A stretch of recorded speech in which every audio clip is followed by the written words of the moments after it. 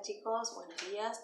Vamos a repasar un poco sobre el último PDF subido en Classroom acerca de la Edad Media, en el que podemos puntualizar diferentes aspectos generales y fundamentales para poder comprender el contexto sociohistórico del que estamos hablando.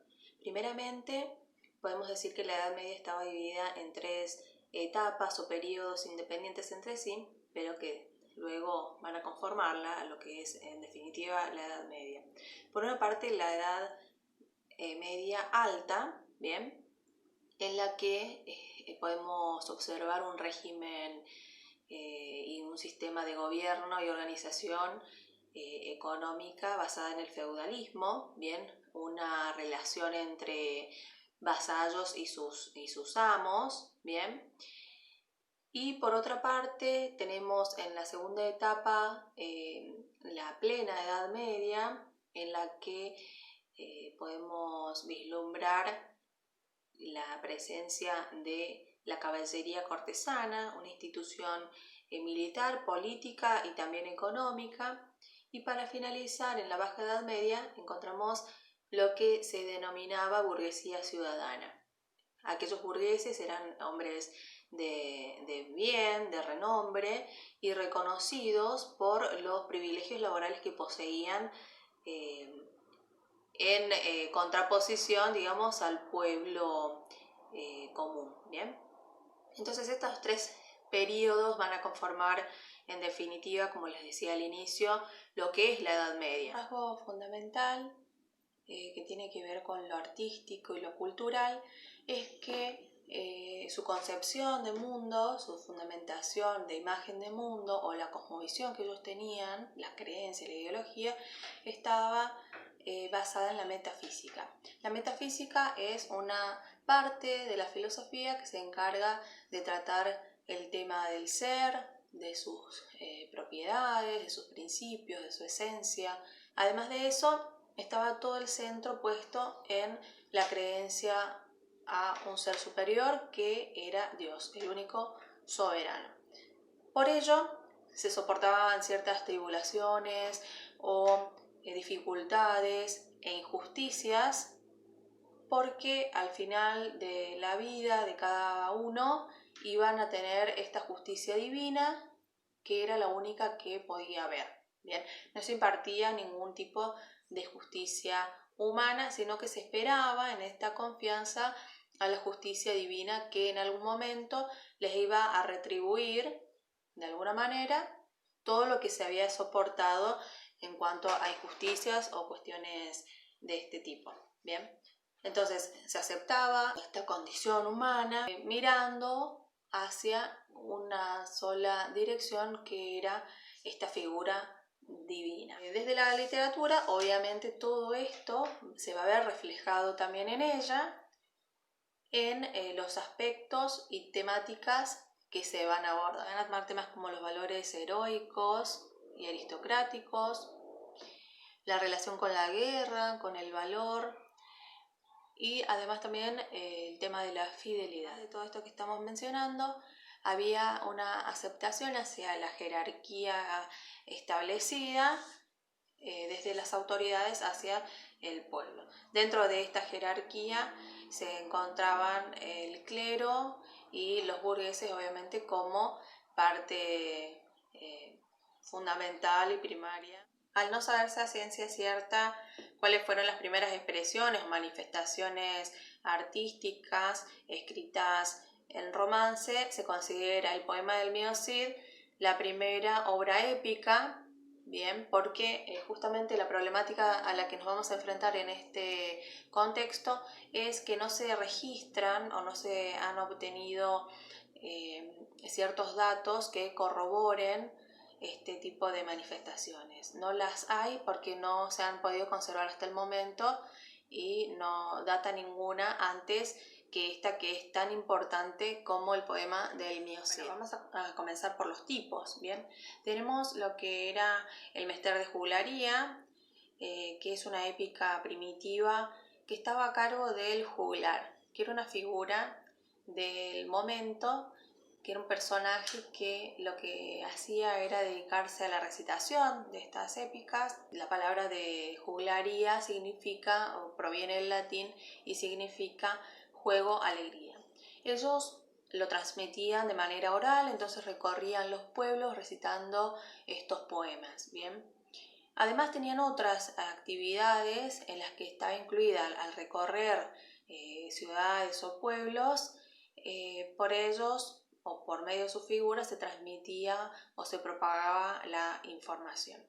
Estaban a cargo de esta recitación tanto para los reyes o grandes señores como también para la gente común del pueblo que los buscaban para justamente entretenerse o distenderse. Y bueno, de este modo divertían a todo tipo de clases sociales, pero además podían incluir otras actividades lúdicas, ¿sí? Baile, canto, acrobacias, pantomimas y un sinfín de cuestiones artísticas para justamente convocar a mayor gente y llamar la atención. Otro de los poemas que se menciona son los cantares de gesta, en los que se transmitían datos o información sobre las hazañas de los héroes, bien, y se contaban, se relataban o narraban los sucesos bélicos del momento.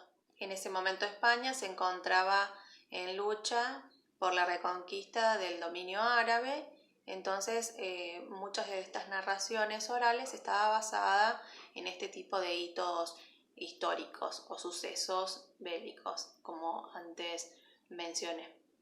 Se transmitían además de generación en generación. Un condimento importante que le agregaban algunos de los recitadores era que iban añadiendo ciertos elementos ficticios o imaginarios que de alguna manera realzaban estas narraciones, modificando un poco el contenido, pero en sí exaltando o enalteciendo el efecto artístico que querían lograr. Se componían para ser cantadas por un juglar, sin embargo eran anónimas, pero esto era lo que daba un sentido de identidad sociopolítica, histórica al pueblo.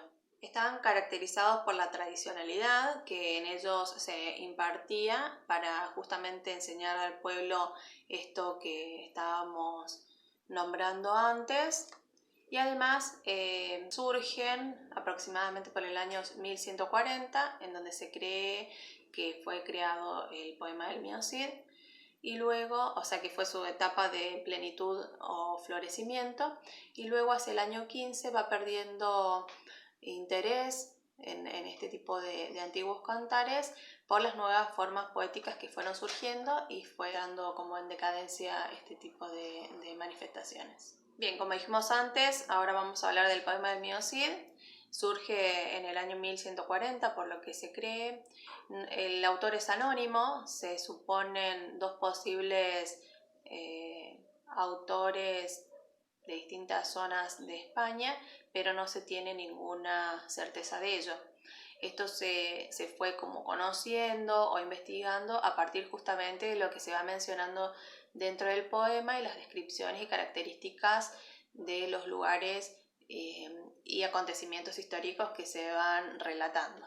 Y el poema del Mío Cid de lo que va a tratar es justamente de un acontecimiento histórico en el que Alfonso VII intenta atacar el reino de Navarra y allí, gobernado digamos en ese entonces por García Ramírez, que era nieto del Cid, y en todo este acontecimiento interviene un obispo que evita la guerra y llegan al Tratado de Paz y posterior boda del hijo de Alfonso VII y la hija de García Ramírez, quienes luego tienen un hijo al que llaman Alfonso VIII, que será el primer rey de Castilla descendiente del Cid.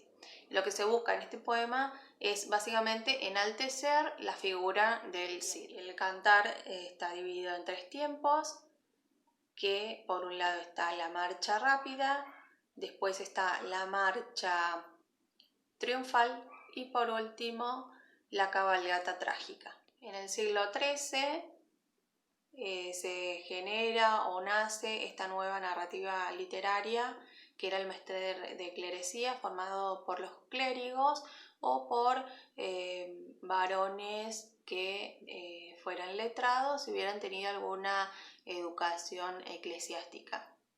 Recordemos que justamente el contexto social del momento permitía solamente la erudición o el culto a las personas que estaban abocadas en los monasterios o en aspectos religiosos, ¿bien? Pero el resto del pueblo estaba vedado al conocimiento y a justamente acceder a este tipo de aprendizaje de lectura o de escritura. Y por otra parte, también los reyes o caballeros eran los que se dedicaban a los negocios políticos y a las armas, pero también ellos desconocían acerca de la escritura. Todas estas composiciones en un inicio fueron escritas en latín y luego, como para llegar a más personas y que tuviera un poco más de auge, se comenzó a emplear una lengua más popular para que la gente pudiera también acceder de alguna manera a estas obras. Al poseer estas características, por supuesto que el lenguaje era muy cuidado, selecto, los temas que se trataban eran más bien de índole religiosa o del ámbito erudito. No desplazó al Mester de Juglaría, pero socialmente se distinguían mucho uno de otro y tenían estas diferencias muy bien marcadas. Entonces el pueblo, la gente sabía muy bien cuál era uno y cuál era el otro. Se prolonga un poco más hasta finales casi del siglo XIV, donde ya va perdiendo el auge que tenía. Y bueno, nada más. Estos son entonces los tres tipos de poemas épicos o composiciones literarias primitivas que se tuvieron. Repasamos rápidamente entonces el Mester de Juglaría por un lado, los Cantares de Gesta y el Mester de Clerecía. Esos son como los tres grandes tipos de los que se tiene algún registro o que se fueron abordando también en esta clase para que ustedes pudieran ir comprendiendo mejor la temática. Sin más, los saludo y espero que se encuentren todos muy bien. Cualquier consulta me avisan, me escriben. Chao.